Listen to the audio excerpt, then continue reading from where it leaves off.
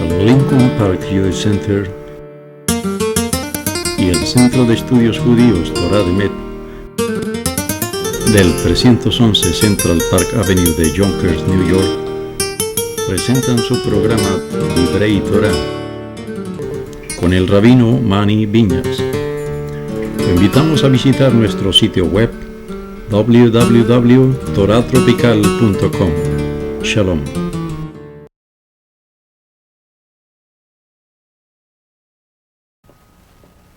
Ok, el Maharil. Este es Rabbeinu Harav Rabbi Yaakov Levi Segal. El año 1360. ¿Está cerca que la cosa? ¿Está mejor? ¿Qué lo que era? ¿Café o agua? Café, ok. Tiene que tener, me cayó una vez agua en las teclas. Me destruyó la computadora. ¿Podemos? ¿Ya? 1360 a 1427. Este es el Maharil. Ah, por cierto, yo creo que yo hablé sobre el Mahzor Vitri. ¿Se recuerdan? Mahzor Vitri. Que me acuerdo, y la razón que me acuerdo es porque yo creo que era Carlene que estaba sentada aquí, que me preguntó sobre Mahzor y Sidur. Bueno, okay. Entonces, nada más quiero mencionarlo porque lo encontré interesante. ¿Por qué la gente dice Lechaim antes de tomar un trago? Lechaim. La respuesta está en el Mahzor Vitri. ¿Yeah? El Mahzor Vitri, que hablamos anteriormente, tiene una colección de minhagim explicando por qué nosotros hacemos las costumbres que hacemos. Entonces explica allí que en los tiempos bíblicos, cuando alguien iba a recibir la pena de muerte, le daban un vino muy fuerte para que no le duela. Le daban anestesia. Interesante, ¿no? ¿Quién le da anestesia a un criminal? Nada más los judíos. Entonces, tenemos que matarlo por la ley de la Torah, pero no le tiene que doler. No tiene que torturarlo. Entonces le daban fuerte, alcohol muy fuerte, para emborracharlo, para que no le duela cuando lo maten.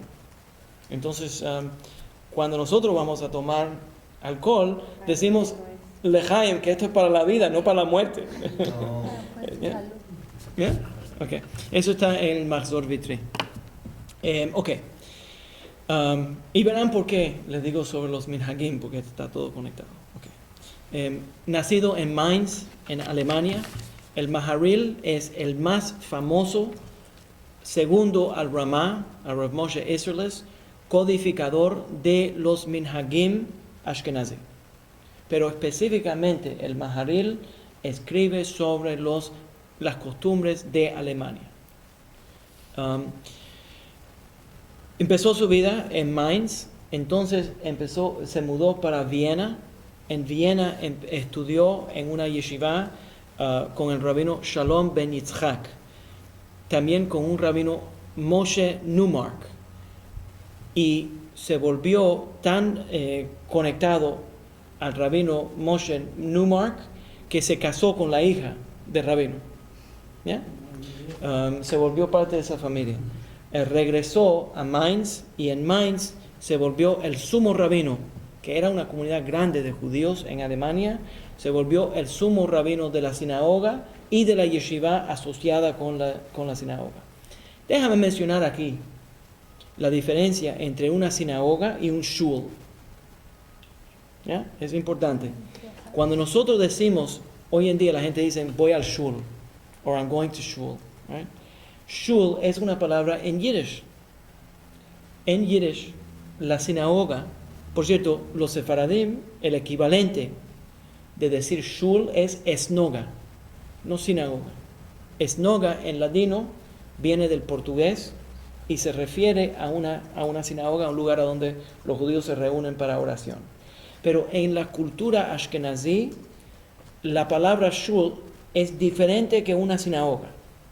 En la cultura ashkenazí, el uso de la palabra shul revela la historia de los ashkenazim. Y es que el lugar que era durante la semana una escuela se volvía también un lugar de oración. Entonces el Schul está relacionado con el School, con la escuela, ¿ya?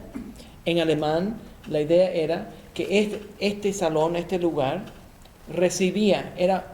tenía muchos propósitos, recibía los estudiantes se pasaban el día entero en ese lugar estudiando, y también era el lugar a donde la comunidad iba a estudiar y a orar. Hay 3 diferentes nombres, memorízate esto, hay 3 diferentes nombres para las sinagogas. Uno es el Bet HaKnesset, que es la casa a donde se congrega la comunidad, el Bet HaTefilá, la casa de oración, y el Bet Midrash. El Bet Midrash es el lugar el Bet Tefilá es el lugar de oración, el Bet Midrash es el lugar donde se cuenta, se estudia, se aprende. Los Ashkenazim cogieron el concepto del Bet Midrash, lo expandieron, lo volvieron un shul, una escuela, y allí oraban. También hay otro detalle ashkenazí que revela y viene de Maharil, y esta es la razón que lo menciono, porque viene directamente del Sefer, del libro del Maharil, que se llama Minhagei Maharil. En el Minhagei Maharil habla que en las comunidades ashkenazí se acostumbra los viernes por la noche decir Kiddush. Durante la oración de Kabbalat Shabbat, al final de la oración de Kabbalat Shabbat, de darle la bienvenida al Shabbat del viernes por la noche, de la Teba, de la Bima, los Ashkenazim lo llaman la Teba, del Bima, cogen la copa de Kiddush y se dice Kiddush allí en la Bima como parte de Kabbalat Shabbat. Los Hasidim y los Sefaradim no lo decimos, nada más los Ashkenazim. Y el Maharil, explicando las costumbres de los Ashkenazim, explica que la razón que se hacía era porque cuando un judío iba a un pueblo de visita, no habían hoteles. Entonces lo que la gente hacían era que habían cuartos en ese shul, y dormían allí, se quedaban allí para Shabbat. Y a veces en muchos casos, las comunidades, cuando sabían que habían huéspedes que se iban a pasar el Shabbat allí, tenían casas muy pequeñas, no tenían espacio para poner gente en su casa. Entonces los mantenían dentro del círculo de la sinagoga, y las comunidades, la gente traían comida a la sinagoga, y entonces el rabino o el líder de las oraciones decía el Kiddush de la Bimá para la gente que se estaban quedando allí para Shabbat. Y entonces luego comían algo en la sinagoga. ¿Se entiende? ¿Ok? También, por cierto, durante esa edad se forma la costumbre de repetir la Amidá el viernes por la noche.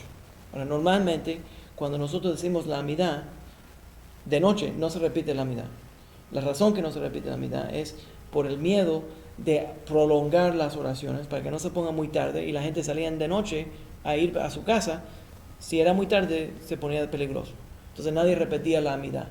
Pero el viernes por la noche, como mucha gente venía que no sabía ni leer ni escribir, no sabían orar, entonces se repite una corta, la Amidá. Esto viene directamente del Maharil. ¿Yeah? Ok, so, el Maharil, cuando se vuelve el sumo rabino de esa comunidad en Mainz, y el Rosh Yeshiva de la Yeshiva que estaba asociada a esa sinagoga, tiene fama en 2 direcciones: una de ser gran halajista, codificador de ley, y segundo, un Baal Tefilá. Y la gente venía de todas partes de Alemania para oír a el Maharil cantar. Era famoso por tener una voz muy bonita y por orar en una forma muy bonita, y escribió el Nusach HaTefilá de los Ashkenazim. Y él tiene 2 libros. Uno es Teshuvot Maharil, que son colecciones halágicas de cartas, 233 cartas que la gente le escribieron haciendo preguntas y su respuesta halágica. Pero lo que más fama tiene es Minhagei Maharil, que son las costumbres codificadas alemanas del Maharil. ¿Ya?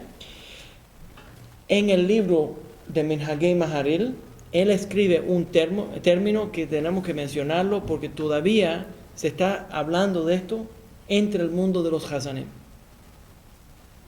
Déjame explicar lo que es un Hazan. El Hazan, hay dos oficiantes, normal, en una comunidad poderosa, hay dos oficiantes en la sinagoga, el rabino y el cantor, el Hazan. En los tiempos antiguos, ya yo creo que lo mencioné anteriormente, cuando tenías que escoger entre poner un rabino o poner en la sinagoga o poner a un cantor, se ponía el cantor, porque el cantor tenía memorizadas todas las oraciones. ¿Se entiende? Porque no había libros, no había imprentas. Entonces necesitabas a alguien que podía dirigir a la comunidad en oración. Entonces ponían el cantor. Por cierto, el rabino en la comunidad de Ashkenazí no predicaba sermones. El rabino estaba encargado de guiar a la gente en preguntas halágicas. Entonces cualquier maestro de la yeshiva podía ser el rabino de la sinagoga, ¿ya? Pero necesitabas un cantor que dirigía. Entonces en este caso el maharil se vuelve los dos. Es el guía de la comunidad y también es el hazán de la comunidad. Y lo que él hace es que empieza a codificar todas las oraciones ashkenazí y escribe el nusach, el canto de la tefilá. Y entonces escribe que no se debería, bueno, él no dice que en su opinión, pero dice que, pero tengo que decir que en su opinión, no se debería de cambiar ciertos cantos que se ofrecen durante la oración en la comunidad ashkenazí, porque él dice que son misinai, que vienen desde el monte Sinaí. Claro que verdaderamente es una exageración, porque no vienen directamente del monte Sinaí estos cantos, ¿ya? Pero él los consideraba tan importantes, estas oraciones y este tipo de cántico, que es la música, la letra del rito, que él dice que son los tonos que son Misinai. Entre ellos está el canto ashkenazí de Hamelech para Yom Kippur. You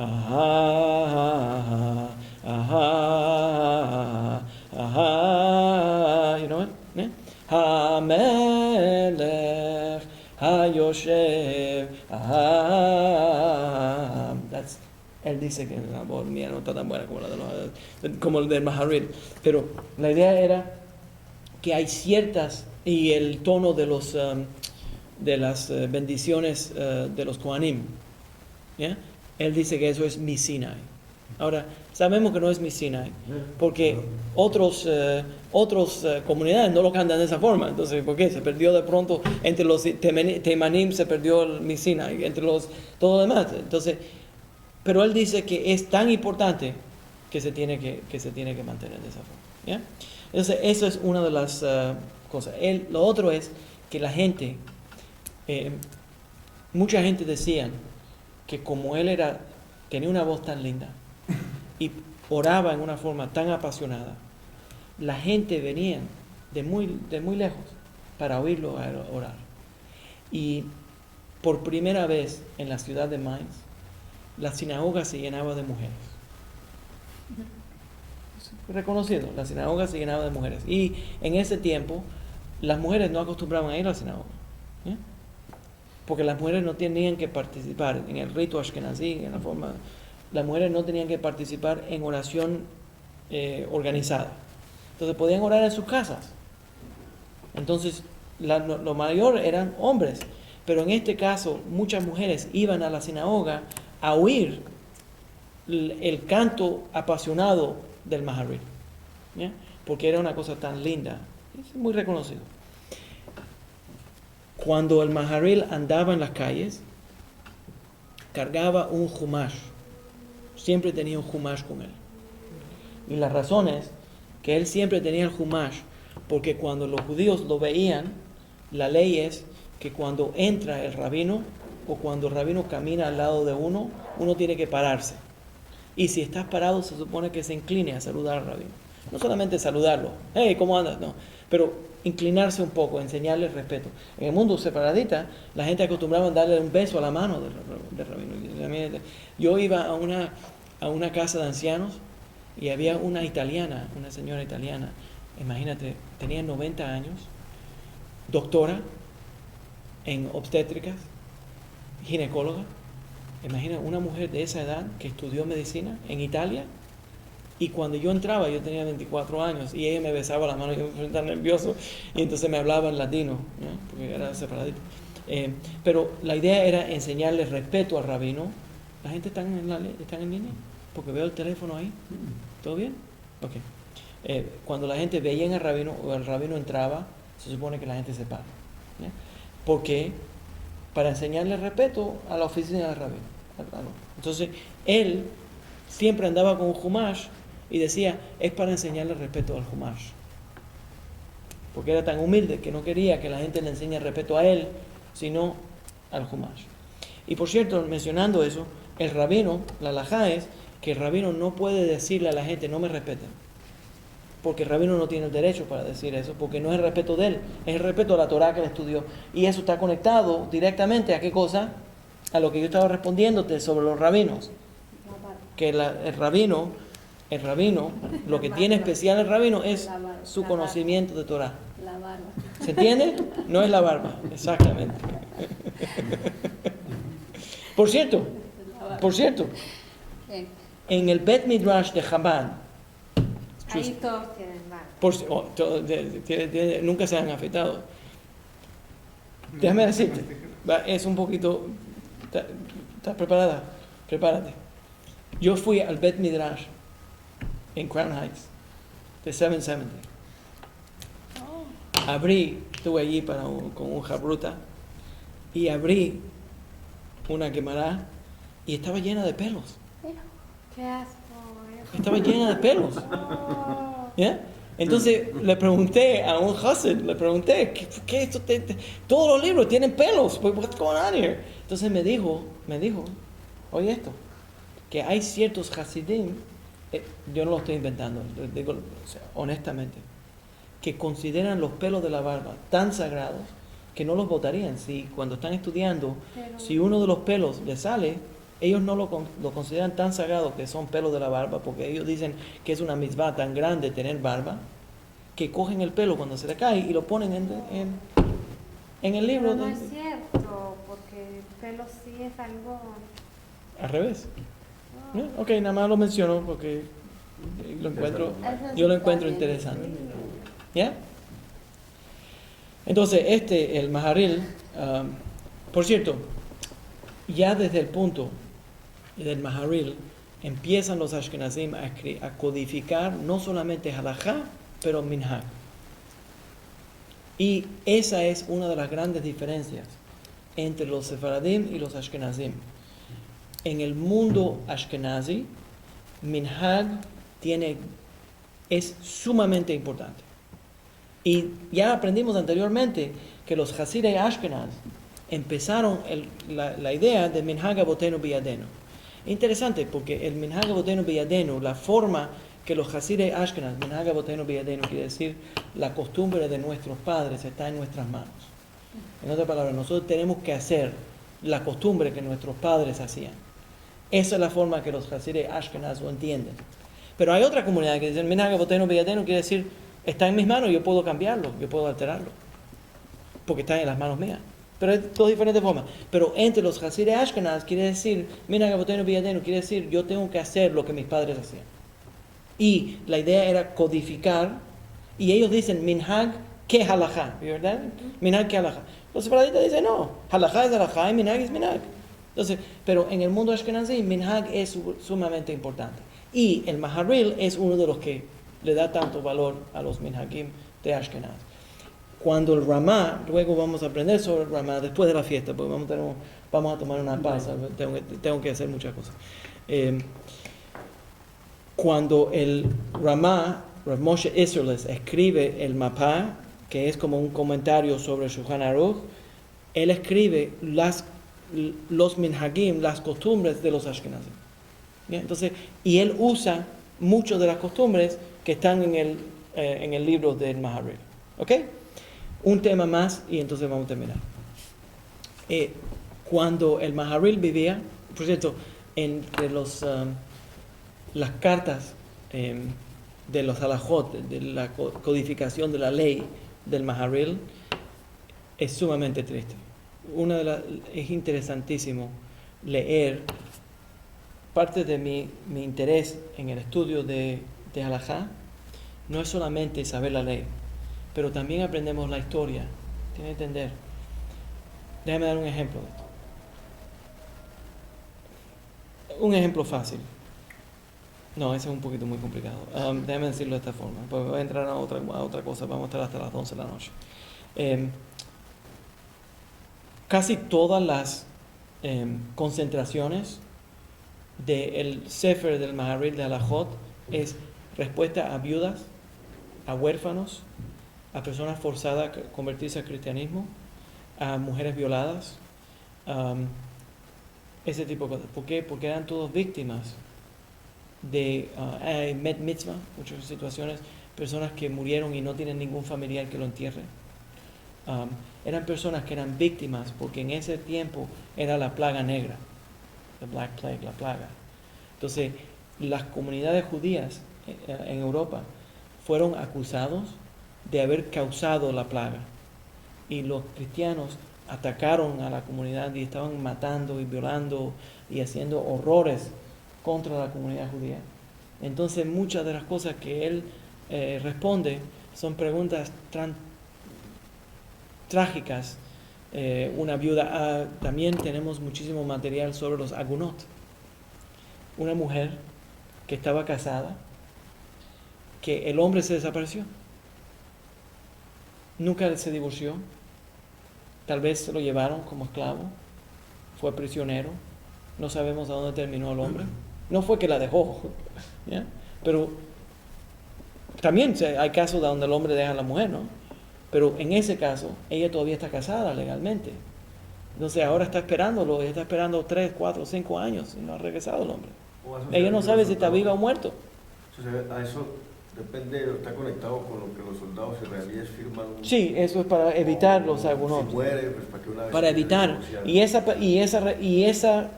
Y esa idea viene del Maharil. Incredible. Entonces, tiene ahí, si alguien salió al mar, respuesta es: si alguien salió al mar y nunca regresó del mar, se puede asumir que él murió. Y hay muchísimas cosas tratando él de encontrar formas halágicas de liberar a esta mujer para que ella pueda casarse con otro hombre, considerarla viuda para que entonces ella pueda casarse con otro hombre y pueda seguir con su vida, ¿no? Pero terrible la situación, porque ella no puede divorciarse de él, no sabe si está vivo o muerto. Entonces todavía está conectada a él, pero entonces no puede casarse con otro. Eso es una aguná. Entonces él tiene muchísimas respuestas sobre los agunot. ¿Ya? En diferentes periodos se ven diferentes situaciones, diferentes preguntas que se le presentan a los rabinos. Entonces sabemos lo que está ocurriendo dentro de esa comunidad. Déjame dar un ejemplo. La diferencia entre Sefaradim y Ashkenazim. ¿Ustedes han oído el término glad kosher? No. Okay. La forma correcta es halakhi. Right? ¿Qué es lo que es glad kosher? ¿Qué es lo que es? Y kosher, la carne. A veces le dicen a ciertas carnes le dicen kosher y a otras carnes son glad kosher. O la Bet Yosef es otra. Bet Yosef es quitarle Todas las venitas y todo. las venas y las grasas, de acuerdo con la comunidad separatista. Pero en este caso, el glad kosher halakhi, carne halakhi, es cuando se hace shechita. Hay cientos de chequeos que la ley judía requiere cuando se mata el animal, chequearlo para saber que estaba saludable. Uno de los lugares que más te enseña si el animal estaba saludable son los pulmones. Entonces, el shochet, cuando mata al animal, enseguida chequea, abre el animal, mete la mano. No está muerto el animal. Mete la mano, riquísimo, es de lo más caliente todavía el animal. ¿Sabes que yo soy shochet también? Entonces, sí, corta el animal. Entonces, pone la mano y toca los pulmones. Cuando toca los pulmones, toca todos los pulmones. Si los pulmones están pulidos, entonces se sabe que ese animal estaba absolutamente limpio, sano. Entonces, eso se llama halakí, que estaba pulido. ¿Ya? Perfecto. Los ashkenazim, como no tenían poder económico, entonces la comunidad sefaradita nada más reconoce que el animal tiene que ser absolutamente, el pulmón tiene que ser pulido. Si el pulmón no es pulido, el animal es una trefa. No se puede comer. Los ashkenazim entonces dijeron, bueno, pero si nosotros hacemos eso, nadie va a comer. No tenemos dinero para eso. Porque no tenemos dinero para matar a un animal y decidir que era trefa. Entonces los ashkenazim desarrollan otra ley. Y esa es la ley, cuando meten la mano y tocan y encuentran lo que se llaman ababuot, ciertas cicatrices que se forman en el pulmón. Entonces ellos sacan el pulmón, con una uña arrancan esa cicatriz, y entonces el shohet coge y pone la boca en el tubo que entra al pulmón, llena el pulmón de aire, y lo pone en un barril de agua, y si eso espuma, es una trefa. Si no espuma, es kasher. ¿Qué es lo que aprendimos? Que había hambre. Había hambre. Y no fácilmente se puede decir, o no es trefa. ¿Ya? Entonces los ashkenazim tenían dos niveles de kasher. Kasher y glad kosher. Sumamente kosher. Pero ese glad kosher nada más se ha observado en la comunidad ashkenazí cuando la gente estaba cómoda en la ley, cuando estaban cómoda económicamente. Cuando había pobreza, se desarrolló otra ley. Los sefaraditas nunca tuvimos eso, nunca llegamos a ese punto. ¿Se entiende la idea? Pero la razón que lo menciono es que en diferentes periodos, a través de las preguntas que la comunidad está haciendo, se ve lo que está ocurriendo. Yo tengo un libro en la casa que se llama Halachic Responses of the Holocaust. ¿Eh? ¿Lo has oído? Ephraim Oshry. ¿Eh? Era ahora se me olvida el nombre del gueto, yo creo que de Cracovia, pero no estoy seguro. Ahora no me acuerdo. Pero Ephraim Oshry recibía cartas, preguntas, a través de la... ¿Tú lo has leído? Es increíble. Preguntas, y todas son relacionadas a las cosas terribles que estaban ocurriendo durante la Segunda Guerra Mundial, durante el Holocausto, y su respuesta de cómo responder a esas situaciones. ¿Ya? Entonces, es increíble esa colección. ¿Ya? Pero a través de los siglos se van aprendiendo todas estas cosas. Última cosa que quiero mencionarles sobre el Maharil, que esto es una de las cosas... Lo más famoso es el Nusach HaTfilah y los minhagim, las costumbres. ¿Ya conoce la palabra minhag? Las costumbres de la comunidad. Poco a poco uno va aprendiendo la diferencia entre el halajá, la ley, y la costumbre. Y es importante saber la diferencia entre la ley y la costumbre, porque si tienes que violar una costumbre, es mejor violar la costumbre que la ley. Si tienes que violar una ley, es mejor violar una ley rabínica que una ley bíblica. ¿Se entiende? Entonces uno tiene que saber cómo vivir su vida en una forma halágica. ¿Ya? Y la persona halágica siempre está haciendo calculaciones. ¿Cómo yo puedo hacer las cosas mejor? Y si tengo que hacer algo mal, ¿cómo puedo hacerle el menos daño? ¿Se entiende? ¿Okay? Otra nota histórica sobre el periodo de tiempo que el Maharil estaba viviendo. Se formó, había un hombre que se llamaba Hus. Hus era un clérigo, sacerdote católico, pero rector de una universidad. Y empezó a escribir contra la Iglesia Católica, porque él no quería que la Iglesia Católica se involucre en la política y se una a los reyes.